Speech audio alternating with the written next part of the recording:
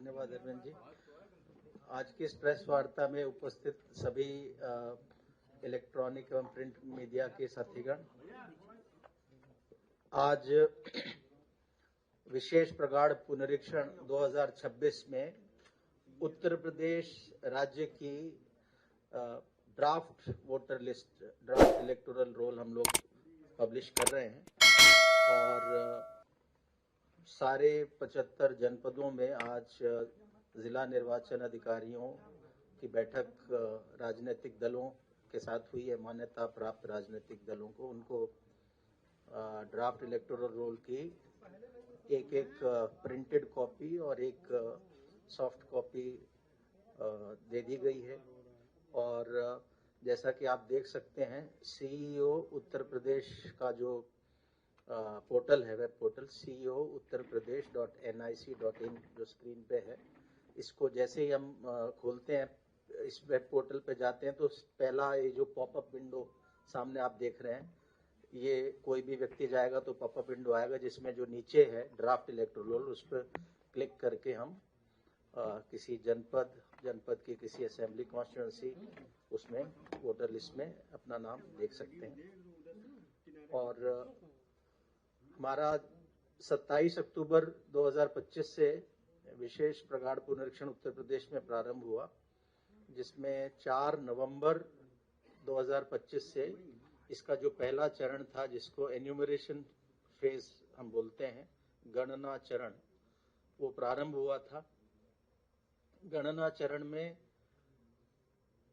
क्या हुआ, सबसे पहले तो 27 अक्टूबर 2025 जिस दिन अनाउंसमेंट हुआ इसका SIR का, उस दिन हमारी उत्तर प्रदेश की जो मतदाता सूची थी existing as on that date, उसको फ्रीज कर दिया गया था और उसमें जितने भी मतदाता थे 15,44,30,092, उन सारे मतदाताओं का इंडिविजुअल एक का अलग से यूनिक एन्यूमरेशन फॉर्म, एक गणना प्रपत्र हमने निकाला था और 2 कॉपियों में, और BLO को देके ये निर्देश थे कि वो हर मतदाता के पास जाके उसको एक प्रपत्र देंगे, उसको भरवा के लेंगे और एक उसको हस्ताक्षर करके एक रसीद के रूप में दूसरा दे देंगे।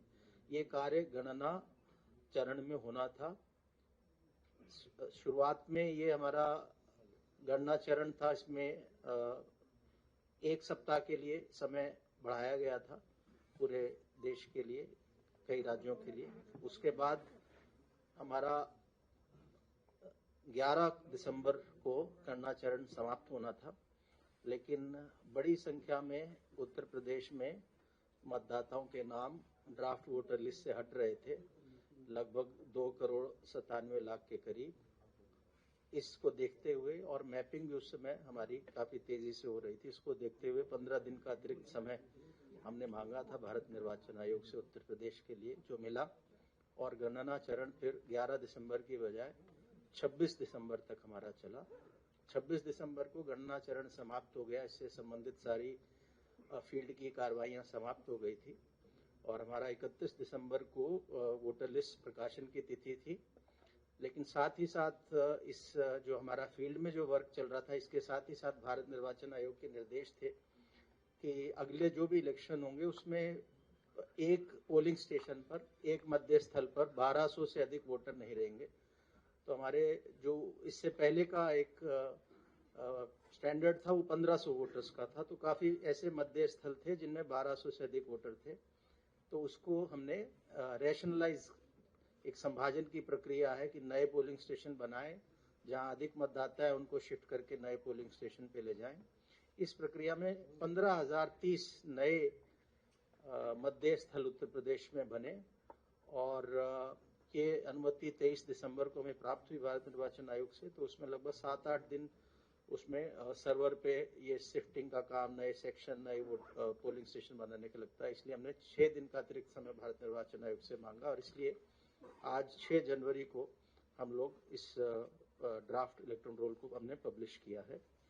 और इसके जो मुख्य निष्कर्ष हैं कि हमारा इसका नेट रिजल्ट ये निकला कि जो 15,44,30,092 मतदाता थे, वो उनमें से जिनके गणना प्रपत्र जो रह रहे हैं उत्तर प्रदेश में, जीवित हैं, या तो स्वयं ने हस्ताक्षर करके दिया या उनके परिवार के किसी वयस्क सदस्य ने हस्ताक्षर करके दिया।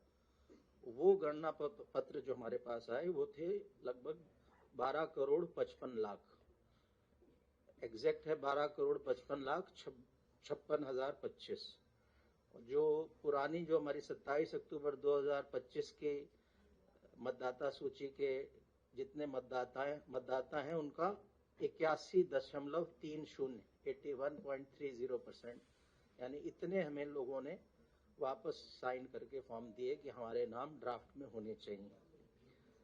तो जो बचे जिनके साइन करके नहीं आए वो 18.70% है, और उसका जो ब्रेकअप है किन वजहों से वो फॉर्म्स नहीं आए, वो है कि जो मतदाता जिनके बारे में फील्ड की भ्रमण के बाद बीएलओ को ये सूचना प्राप्त हुई कि इनकी डेथ हो गई, ऐसे मृत मतदाता 46.23 लाख थे, जो 27 अक्टूबर 2025 की मतदाता सूची का 2.99% है। ये आपको हम डिटेल हमारा प्रेस नोट में ये सारी डिटेल्स होंगी, सो इसलिए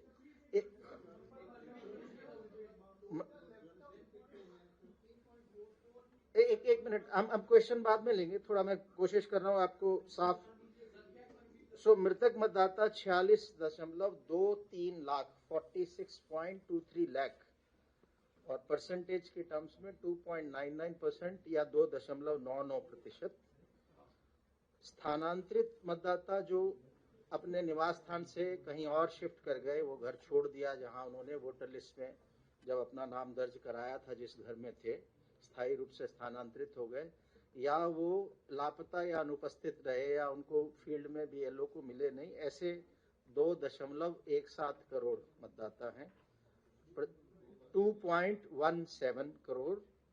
और अगर प्रतिशत में कहें तो 14.06 14.06%। और तीसरी श्रेणी है जो मतदाता सूची में एक से अधिक स्थानों पर पंजीकृत पाए गए, ऐसे 25.47 लाख 25.47 लाख वोटर्स थे, जो 1.65% है। सो कुल मिलाकर जो अनकलेक्टेबल था, जिनका नाम ड्राफ्ट वोटर लिस्ट में नहीं आया, वो 2.89 करोड़ या 18.70%, 18.70% है। सो फाइनल हमारी जो आज फाइनल मतलब आज जो ड्राफ्ट वोटर लिस्ट हो रही है पब्लिश, उसमें 12 करोड़ 55 लाख 56,025 मतदाता हैं, और इसमें हमारे सभी 75 जनपदों के जिला निर्वाचन अधिकारियों, 403 हमारी विधानसभाएं उनके निर्वाचक रजिस्ट्रेशन अधिकारियों, 2042 सहायक निर्वाचक रजिस्ट्रेशन अधिकारियों, और हमारे 1,62,486 बूथ जो थे संभाजन से पूर्व, उतने बूथ लेवल अधिकारियों ने वॉलंटियर्स के साथ इस काम को अंजाम दिया। तो बहुत बड़ी संख्या में ये जो हमारे पास मतदाताओं से संपर्क करके हम लोग एन्यूमरेशन फॉर्म्स को, साइंड एनेशन फॉर्म्स को कलेक्ट कर पाए। और इसमें राजनीतिक दलों द्वारा नियुक्त बूथ लेवल एजेंट्स BLA, इनका भी सहयोग रहा। तो 5,76,611 बूथ लेवल एजेंट्स सभी मान्यता प्राप्त राजनीतिक दलों द्वारा दिए गए, और इनकी भी सहायता हमने ली। अब आज जब हम आलेख्य प्रकाशन कर रहे हैं, ड्राफ्ट इलेक्टोरल रोल पब्लिश कर रहे हैं, तो उसके बाद 1 महीने की अवधि है, जिसको हम दावा एवं आपत्ति अवधि बोलते हैं, क्लेम्स एंड ऑब्जेक्शंस पीरियड। ये 6 जनवरी से, आज से दावा आपत्ति लोग दे सकते हैं, वो 6 फरवरी तक ये दावा आपत्ति का पीरियड रहेगा इस रिवीजन, इंटेंसिव रिवीजन में। और साथ ही साथ 6 जनवरी से नोटिस चरण भी शुरू हो रहा है। तो ऐसे मतदाता जिनका मैपिंग नहीं हुआ था, विगत प्रगाढ़ पुनरीक्षण की इलेक्टोरल रोल से, जो उत्तर प्रदेश में 2003 में हुआ था और भारत के अन्य राज्यों में 2002 से लेकर 2006 तक था, तो उस इलेक्टोरल रोल से जिस भी मतदाता का गणना चरण में एन्यूमरेशन फॉर्म साइन होके मिला, उन्हीं के लिए मैपिंग का शब्द रेलेवेंट है। तो जब हमें फॉर्म मिला, उस फॉर्म में ही 2 कॉलम्स थे। एक में था कि यदि मतदाता का स्वयं का नाम विगत इंटेंसिव रिवीजन में रहा हो इलेक्टोरल रोल में, उत्तर प्रदेश या देश के किसी भी रोल में, तो वो अपना विवरण दे रहा था। अगर उसका नाम स्वयं का नहीं था तो अपने माता पिता या ग्रैंड पेरेंट्स, दादा दादी या नाना नानी में से दे रहा था। उसको हम मैपिंग बोलते हैं। जहां ऐसे करेक्ट इन्फॉर्मेशन मिल गई तो उसको हमने मैप बोला कि इलेक्टोरल मैप हो गया। तो हमारा लगभग 91% से अधिक मैपिंग उत्तर प्रदेश में हुई। सो मैपिंग की जब बात कर रहे हैं तो वो केवल ये जो 12,55,56,025 इन्हीं के कॉन्टेक्स्ट में है, और हमारा 8% के आसपास, 8 से थोड़ा ज़्यादा परसेंट अभी मैप नहीं हुआ। तो ऐसे लोगों को नोटिस जाएंगे, जिसको अनमैप्ड कैटेगरी के इलेक्टर बोलते हैं, और 1,04,00,000 के पास, 4 लाख के आसपास ऐसे वोटर हैं जिनको नोटिस जाएगा। तो 6 जनवरी से अब हमारा नोटिस चरण भी प्रारंभ हो गया है और दावे आपत्तियों का निस्तारण भी करेंगे। ये 27 फरवरी तक चलेगा। तो जहां तक मतदाता का प्रश्न है, उसे 6 फरवरी का दिन याद रखना चाहिए, ताकि दावा आपत्ति जो उसको करना है वो 6 फरवरी से पूर्व ही कर देनी। और 6 मार्च 2026 को हमारा अंतिम मतदाता सूची, इस पूरे SIR की विशेष प्रगाढ़ पुनरीक्षण की अंतिम मतदाता सूची, फाइनल इलेक्टोरल रोल 6 मार्च 2026 को हम पब्लिश करेंगे। तो इसमें जैसे ही आज जैसे पब्लिश हुआ, तो पहला कार्य हमने अभी राजनीतिक दलों के साथ भी जिले में बैठक की, राज्य स्तर पर भी आज कर रहे हैं। तो यही कह रहे हैं कि सबसे पहला काम हर वोटर का ये है कि इस पे क्लिक करके, और जब आप क्लिक करते हैं और अपना एपिक नंबर डालते हैं तो आपको बता देता है कि आपका नाम किस विधानसभा के किस बूथ संख्या के किस सीरियल नंबर पर है। तो सारे मतदाता उत्तर प्रदेश के इसको अवश्य चेक कर लें, ड्राफ्ट इलेक्टोरल रोल को, और यदि उनका नाम है तो फिर उनको फॉर्म 6 नहीं भरना, और यदि ड्राफ्ट इलेक्टोरल रोल में नाम नहीं है तो उन्हें फॉर्म 6 भरना है। और जैसा कि हम देख सकते हैं कि सीओ उत्तर प्रदेश के वेबसाइट पे जैसे ही हम क्लिक करते हैं, जो पहला पॉपअप विंडो आता है उसमें फॉर्म 6 अवेलेबल है, इंग्लिश में भी हिंदी में भी, और कुछ उसमें करेक्शन कराना है, फोटो सही नहीं है, नाम सही नहीं है, आयु सही नहीं है, पिता का नाम सही नहीं है, इसको करेक्शन कराना है, तो फॉर्म 8 भरते हैं हम लोग। एक और भी चीज के लिए फॉर्म 8 महत्वपूर्ण कार्य के लिए भरा जाता है, वो है शिफ्टिंग के लिए। ऐसा भी इस दौरान हुआ है कि कुछ लोगों ने शिफ्ट कर गए, लेकिन उन्होंने BLO को संपर्क करके अपना इन्यूमरेशन फॉर्म भर दिया, इस आशा के साथ कि हम यहाँ से नए घर में अपना शिफ्ट करा लेंगे। तो उसके लिए फॉर्म 8 अवेलेबल है, उसको भर सकते हैं। और साथ में महत्वपूर्ण है कि फॉर्म 6 के साथ घोषणा पत्र भी है, जो भी हिंदी अंग्रेजी में दोनों अवेलेबल है, डाउनलोड करके उसे भर दें। और इसके साथ ये तो हमारा नेट पे है, डेस्कटॉप पे कर सकते हैं, ECI नेट करके मोबाइल एप्लीकेशन है जो एंड्रॉयड और एप्पल दोनों प्लेटफॉर्म्स पे अवेलेबल है। उससे फोन से भी मतदाता इन फॉर्म्स को ले सकता है, ड्राफ्ट वोटर लिस्ट में अपना नाम दे सकता है। तो सबसे महत्वपूर्ण पहला कदम आज ड्राफ्ट पब्लिकेशन के बाद ये हर वोटर के लिए है, हर 18 साल से ऊपर के उत्तर प्रदेश में रहने वाले व्यक्ति के लिए, कि अपना नाम चेक कर ले, और अगर नाम नहीं है तो फॉर्म 6 भर दे। नाम है, कोई गलती है, कोई करेक्शन कराना है तो फॉर्म 8 भर दे। नाम है लेकिन पोलिंग स्टेशन पुराने घर का दिख रहा है, उन्होंने फॉर्म भर दिया, अब कहीं और आ गए हैं, तो फॉर्म 8 भर के शिफ्टिंग करा लें। ये बहुत ही महत्वपूर्ण है और इसके लिए 1 महीने का समय है। तो इसमें हम सभी राजनीतिक दलों से भी सहयोग की अपेक्षा कर रहे हैं कि उनके जगह जगह कार्यकर्ता हैं कि इस मुहिम में 1 माह में हम चाहते हैं कि अधिक से अधिक लोग या जो भी एलिजिबल हैं वो अपना नाम उत्तर प्रदेश की मतदाता सूची में लेके आ जाएं।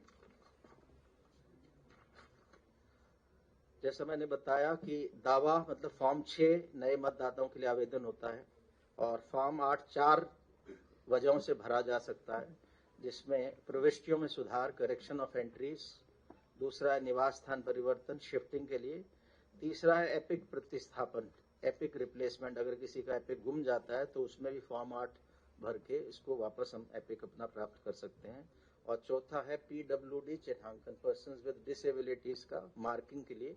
इसका लाभ होता है जब इलेक्शन डे में कोई हेल्प चाहिए पर्सन विद डिसेबिलिटी को, तो उन्हीं लोगों को हमें पहले से इस डेटाबेस से पता लगता है, तो उनको हम लोग विशेष सुविधा उसमें दे सकते हैं। किसी का नाम कटवाना है, अगर हम ड्राफ्ट वोटर लिस्ट में देखते हैं कि हमारे परिवार के किसी सदस्य का नाम गलती से आ गया, वो विदेश में रह रहा है बहुत समय से, वो दिल्ली में या मुंबई में रह रहा है, लेकिन हमने फॉर्म भर के दे दिया था, या डेथ हो गई, तो फॉर्म 7 अवश्य इसको भर दें। फॉर्म 7 उस पोलिंग स्टेशन का कोई भी मतदाता भर सकता है।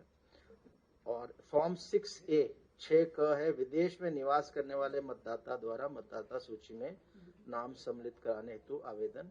ऐसे लोग जो भारत के नागरिक हैं, विदेश में रह रहे हैं शिक्षा के लिए, नौकरी के लिए, लेकिन किसी दूसरे देश की नागरिकता नहीं ली, तो सामान्य रूप से तो भारत में निवास नहीं कर रहे, बाहर कर रहे हैं साल 2 साल के लिए, लेकिन भारत के नागरिक हैं, तो वो वोटर बन सकते हैं।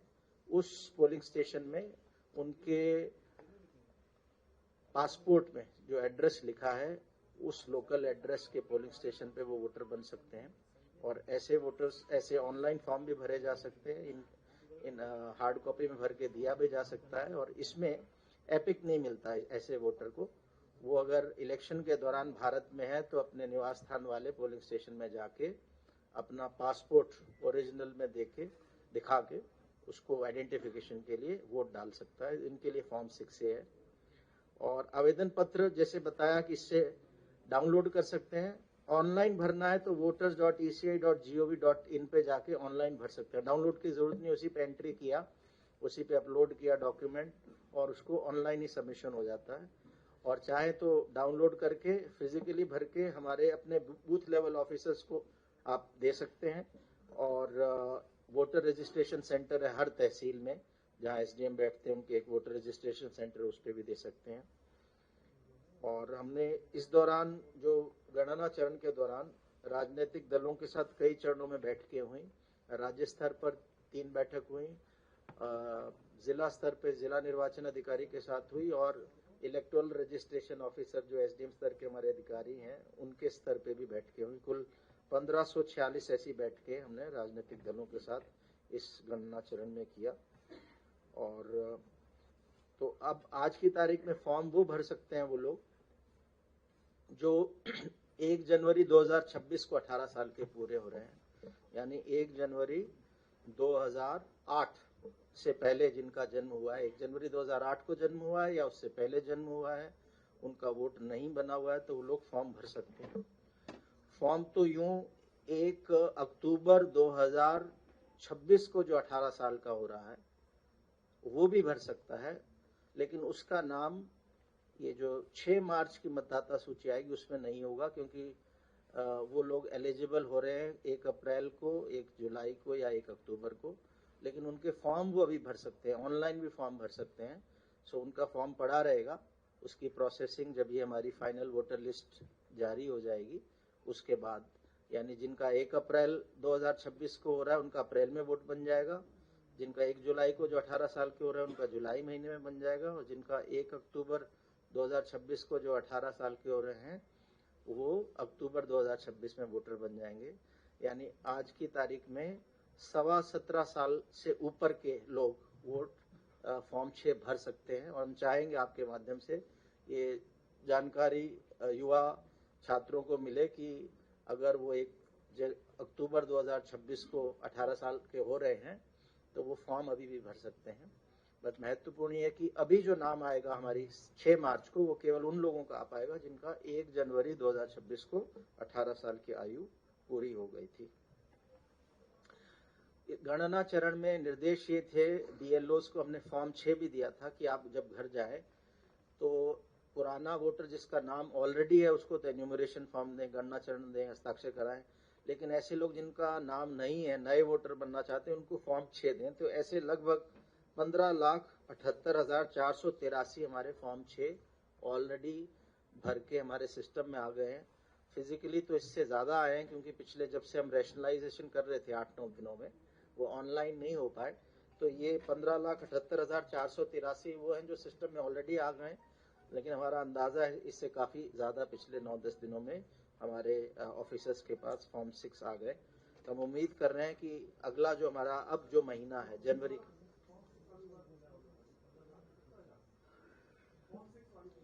15,78,483 483 15,78,483 तो ऑलरेडी हमारे सिस्टम में आ चुके हैं। तो इनका सिर्फ हम फॉर्म भर पाए थे गणना चरण में, इनका नाम अब जुड़ेंगे। इनमें से जो लोग पात्र होंगे जिन्होंने घोषणा, इनमें से वो लोग भी हैं जिन्होंने घोषणा पत्र नहीं भरा, यानी 27 अक्टूबर 25 से पहले भरा था, तो BLOs के माध्यम से उन वोटर्स को बताया जाएगा कि आप इस घोषणा पत्र को भी भर दें और एक दस्तावेजों की सूची है उसमें से कोई एक दस्तावेज दे दें।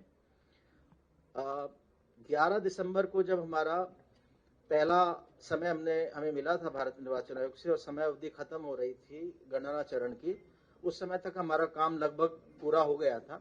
लेकिन जैसा मैंने बताया कि बड़ी संख्या में 2,97,00,000 के आसपास ऐसे नाम निकल के आ रहे थे, तो हमने 15 दिन का अतिरिक्त समय मांगा कि हम प्रयास करेंगे कि जो हमारे राजनीतिक दलों के बूथ लेवल एजेंट्स हैं इनके माध्यम से वरिष्ठ अधिकारियों को लगा के कि कोई BLO की गलती से मिस ना हो गए हो नाम।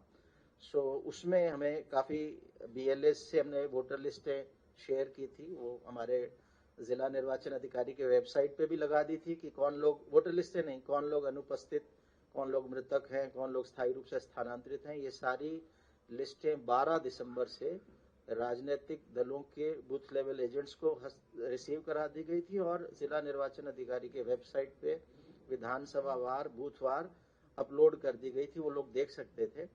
तो इस जो 15 दिन का अतिरिक्त समय मिला उसका लाभ ये मिला कि हमें लगभग 8-9 लाख अधिक वोटर, हम जो 11 दिसंबर को जितने एन्यूमरेशन फॉर्म आए थे उससे लगभग 8-9 लाख हम लोग अधिक वोटर्स के एन्यूमरेशन फॉर्म भर पाए।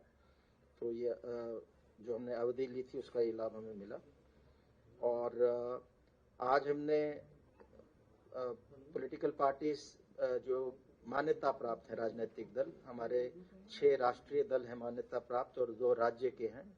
इन 8 राजनीतिक दलों में से NPPP के यहाँ हमारे नॉर्थ ईस्ट में है उनका, तो ज़्यादा यहाँ उनके रिप्रेजेंटेटिव्स नहीं है, तो 7 दलों के मुख्यतः हैं, उनको सबको हमने हार्ड कॉपी और सॉफ्ट कॉपी वोटर लिस्ट की दे दी है।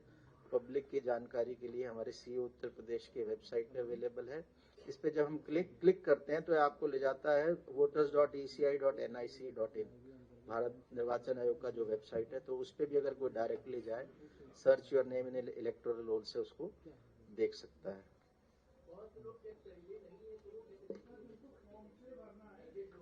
एक सेकंड बस मैं अपना कंप्लीट कर दूं, फिर I will take your questions. और अब जिनका नाम ड्राफ्ट इलेक्टोरल रोल में आ गया है, जिनका नाम सालेख्य मतदाता सूची में आ गया है, उनका नाम अगर कटना है तो बिना उनको नोटिस दिए हुए और बिना AERO या ERO के लिखित स्पीकिंग ऑर्डर के बिना उनका नाम कटेगा नहीं। और कुछ लोगों को नोटिस जाएगा, अगर किसी ने फॉर्म 7 भरा है किसी व्यक्ति का नाम कटवाने के लिए तो भी नोटिस जाएगा, या जिनकी मैपिंग इस गणना चरण में नहीं हुई उनको नोटिस जाएगा। सो प्रयास ये है कि हम लोग, कोई भी पात्र मतदाता है वो इससे छूटे नहीं। हमारे फाइनल इलेक्टोरल रोल जो SIR का आ रहा है, तो इसके लिए हम एक्सपेक्ट कर रहे हैं कि बड़ी संख्या में हमारे पास फॉर्म 6 राजनीतिक दलों के सहयोग से और आपके माध्यम से जो अवेयरनेस हम कर रहे हैं उसके माध्यम से जनता तक बात पहुंचेगी और अपना नाम लोग चेक करके फॉर्म 6 भरेंगे। इसके साथ ही साथ बस मैं भी अब क्वेश्चन ले रहा हूँ। एक चीज और आपको बता दूं, आज ही हमारे यहाँ जो 2 हाउस हैं स्टेट लेजिस्लेचर के, तो लेजिस्लेटिव काउंसिल में हमारे एक है खंड स्नातक क्षेत्र और एक है खंड शिक्षक क्षेत्र। इसमें खंड स्नातक के 5 और खंड शिक्षक के 6 निर्वाचक क्षेत्रों का आज voter list, final voter list हमने पब्लिश की है। तो इसमें हमारे ये भी आज ही जारी हुई है। लखनऊ खंड स्नातक में 2,11,756 मतदाता हैं, वाराणसी खंड स्नातक में 2,69,372 हैं। इसी प्रकार हमारे बाकी जो क्षेत्र है, इसका हमने अलग से प्रेस विज्ञप्ति निकाला जिसमें इनकी डिटेल है, तो इसको हम लोग देख सकते हैं। एक सेकंड ये मेरे ख्याल एक करके अगर कर ले तो फ्री लो। एक तरफ से एक क्वेश्चन है, आप जिनको कहेंगे वो पूछ लेंगे। आप करोगे तो ऐसे शोर हो जाएगा। आप ऐसे बोलोगे ना भाई आप लें तब होगा, नहीं तो क्या है फिर फ्री फॉर ऑल है।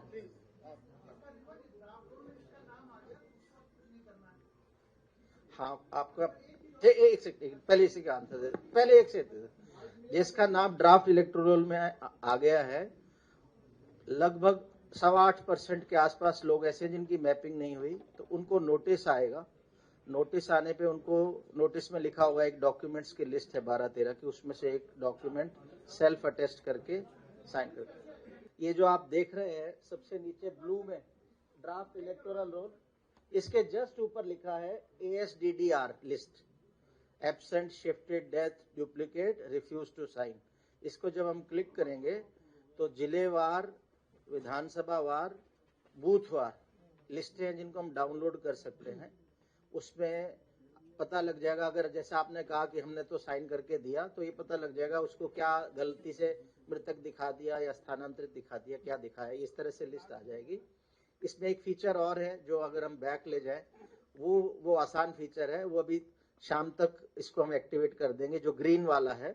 इसमें अगर आपके पास एपिक कार्ड है, वोटर अपना एपिक कार्ड लेगा तो उसको सर्च करना नहीं, वो एकदम से आ जाएगा कि आपका नाम इसमें अगर है तो क्या दिखाया है गलत। सीओ साहब माई ठीक है, अपना अच्छा प्रश्न है कि ऑब्जेक्शन कहाँ करें या क्लेम कहाँ करें। ये हमने इसमें जो आपको प्रेस विज्ञप्ति में भी बताया कि इसको ऑनलाइन कर सकते हैं। voters.eci.nic.in पे 6 फॉर्म 6 भरेंगे तो क्लेम है, 7 भरेंगे तो ऑब्जेक्शन है, और डाउनलोड करके BLO को फिजिकली भी दे सकते हैं, वोटर रजिस्ट्रेशन सेंटर पे फिजिकली भी दे सकते हैं।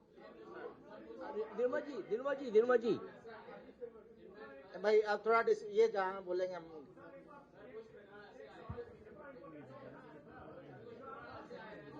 मैं बैठूंगा थोड़ी देर, बैठ 1 मिनट।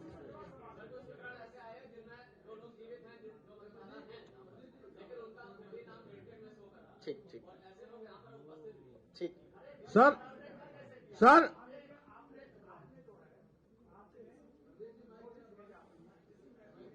हाँ, अरे पूछे तो यार क्या बात है। सर मेरा सवाल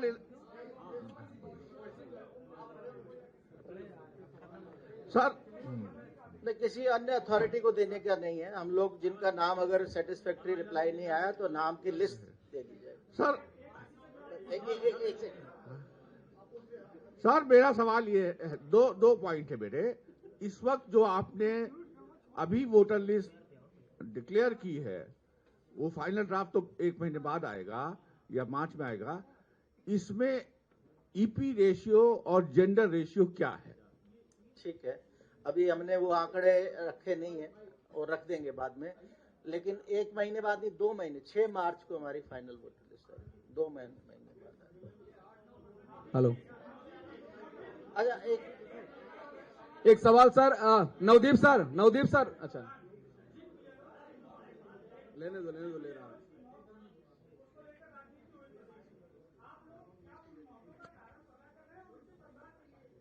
अच्छा, अभी पहले पब्लिक को हम ये बताना चाह रहे हैं इसकी जो जानकारी है वोटर लिस्ट और इसके बारे में।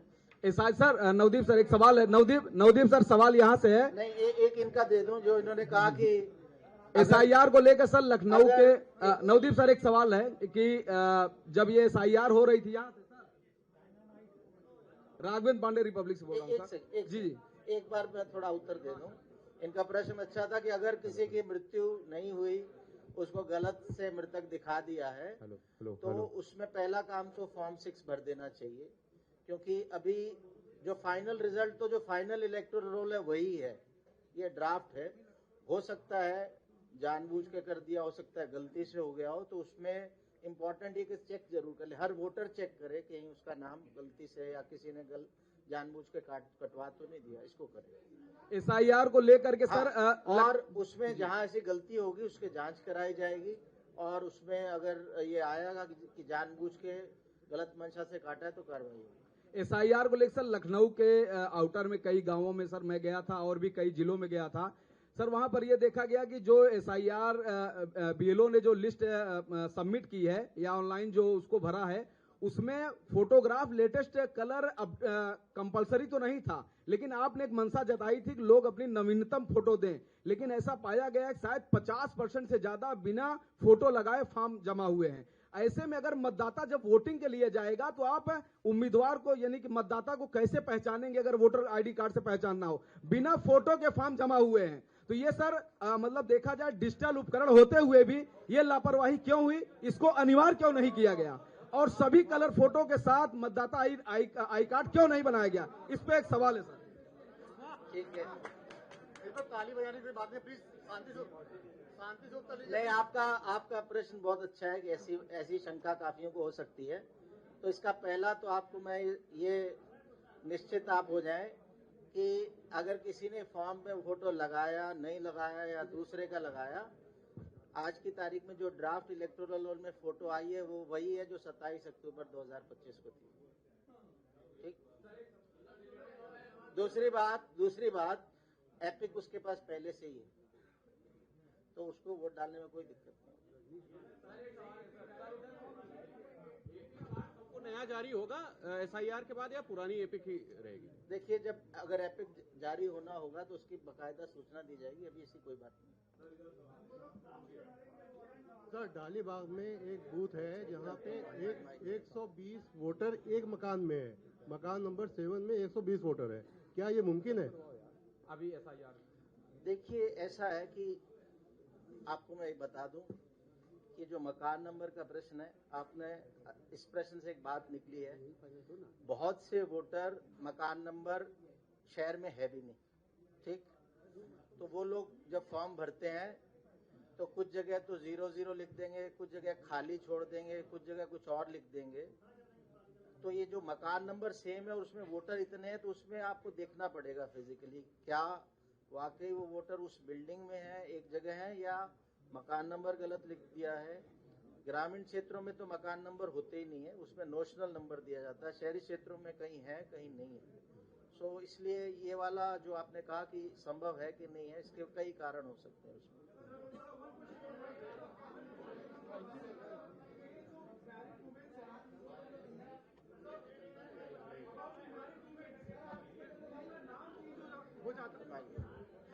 जो मैरिड वुमेन जिनका नाम चेंज हो जाता है, एड्रेस चेंज हो जाता है, ऐसी महिलाएं के लिए जो आपने 12 डॉक्यूमेंट्स आपने बताए हैं देना है, अगर उनका रेसिडेंस चेंज हो जाता है, नाम चेंज हो जाता है, यानी उनकी जो मेडिकल सर्टिफिकेट है उसमें नाम अगर वर्मा था वो शर्मा हो जाती है, पहले वो बाराबंकी में थी अब लखनऊ में जाती है, तो ऐसे महिलाओं के लिए वो 12 डॉक्यूमेंट में से कौन से डॉक्यूमेंट है जो उनके लिए अप्रोप्रिएट होगा एज अ ड्राफ्ट रोल में अपने आप को साबित करना, मैप करने के लिए?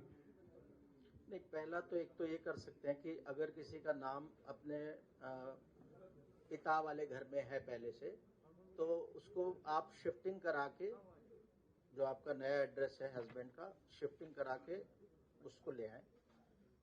उसमें बाद में आपको करेक्शन के लिए एक बार फॉर्म 8 और भरना पड़ेगा। और दूसरा ऑप्शन ये है कि पुरानी जगह फॉर्म 7 भर के नाम कटवाएं और नई जगह फॉर्म 6 भर के नाम दे, बट प्रेफरेबल ये है कि शिफ्ट करें पहले, उसके बाद करेक्शन का फॉर्म दोबारा भरें। एक वो माइक लेके दे दीजिए ताकि जिसके माइक आपका कंट्रोल माइक के थ्रू होगा, जिसको माइक।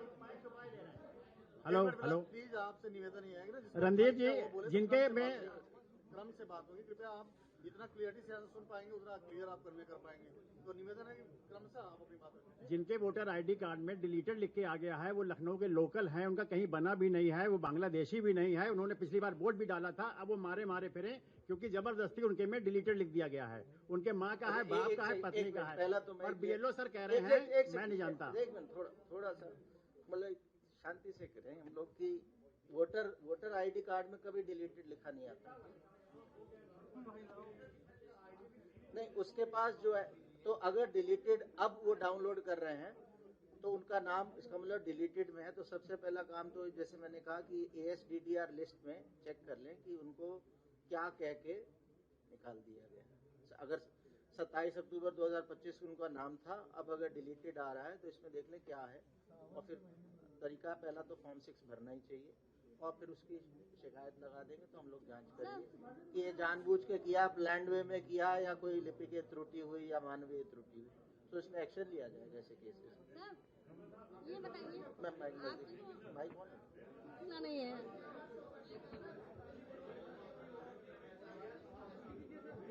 हेलो सर,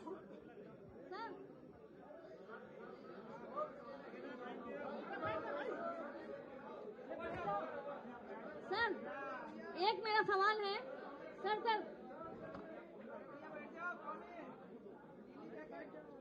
सर मेरा एक सवाल है, उसका जवाब दे दीजिए। सर आपके बीएलओज जो हैं वो दूसरे डिपार्टमेंट से आए हुए हैं, वो कहीं भी मुकम्मल किसी के घर में जा नहीं रहे हैं, ठीक, किसी एक जगह बैठ जाते हैं बूथ पे, और वो कहते हैं हम दूसरे डिपार्टमेंट से आए हैं, हमारे ऊपर जबरदस्ती ये काम डाल दिया गया है। सर उसका कोई समस्या का समाधान होगा? नहीं, ये बताना चाहूंगा कि बीएलओज ने, हम लोग भी फील्ड में गए हैं और बीएलओज ने काफी मेहनत की है, बीएलओज ने बहुत मेहनत की है, क्योंकि एक तरफ तो आप कह रहे हैं कि वो मेहनत ज्यादा की है, तनाव में आ गए, दूसरी तरफ आप कह रहे हैं जा नहीं, ऐसा नहीं है। हमारे बीएलओज गए हैं फील्ड में और उन्होंने मेहनत की है।